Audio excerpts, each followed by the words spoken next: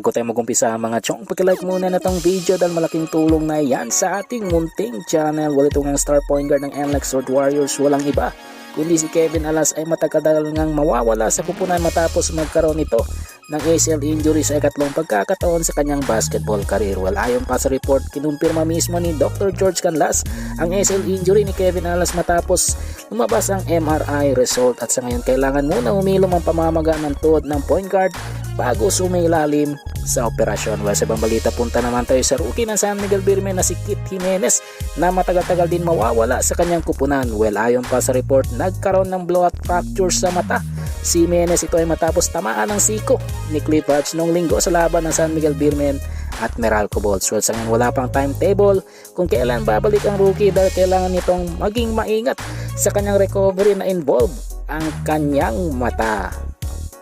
Ang uli sa ating balita mga chong, patungkol naman sa import ng Magnolia Chicken Templados na si Tyler Bay na patuloy na mamayagpag ngayong import laden conference, especially sa laban kontra Barangay Nebra noong linggo. Well, ayon pa sa report ng enjoy masyadong import sa kanyang kaunang-unang Manila Clasico experience sa PBA. At patungkol naman sa tambak ay masaya din ito dahil nasubukan sila at nakabalik sa laban, kaya masaya ang kanyang kaunang-unang Manila Clasico. Well mga chong, nandito na lang ang ating balitang PBA at syempre huwag kalimutan mag-subscribe at i-like itong video bilang pag-suporta sa This is Channel B. Once again, I'm out.